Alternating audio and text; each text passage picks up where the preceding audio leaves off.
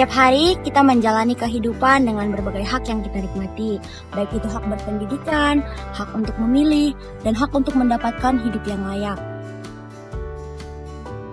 Pernah nggak sih kita berpikir tentang kewajiban kita sebagai warga negara? Seberapa sering kita menuntut hak, tetapi lupa juga kalau kita punya tanggung jawab. Halo, nama aku Dea. Halo, nama aku Andrew. Halo, aku Ferdi.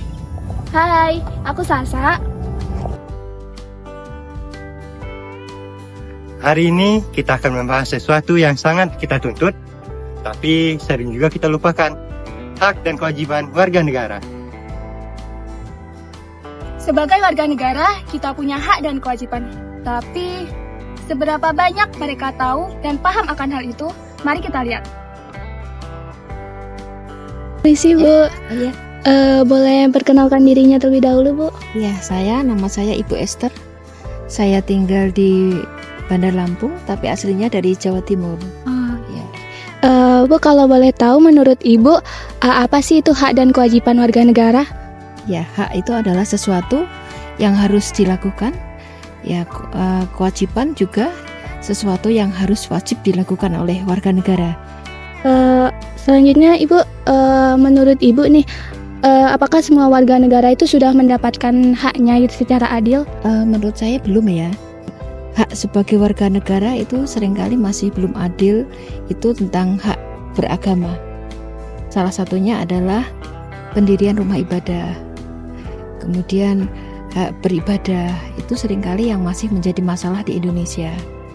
Oke Bu, kalau misalnya pertanyaan yang selanjutnya itu, menurut Ibu, apa sih kewajiban yang jarang atau masih ada diabaikan oleh warga negara? Kewajiban yang masih sering diabaikan ya, itu salah satunya adalah membayar pajak. Membayar pajak, kemudian mematuhi peraturan lalu lintas. Nah, itu saya pikir itu. Nah, kalau untuk pertanyaan yang selanjutnya Bu, menurut Ibu itu, Ibu lebih sering menuntut hak atau menjalankan kewajiban ya Bu? Menurut saya belajar untuk melakukan kewajiban sebagai warga negara yang baik dengan penuh kesadaran. Ya, alasannya adalah saya adalah bagian dari warga negara Indonesia dan saya cinta dengan Indonesia ini. Ya. Hak kita itu adalah sebagai warga negara, kita berhak untuk mendapat perlindungan. Kemudian kita juga berhak untuk menikmati fasilitas umum yang ada, dan juga kita berhak untuk menuntut pendidikan, kemudian juga keadilan di negara Indonesia.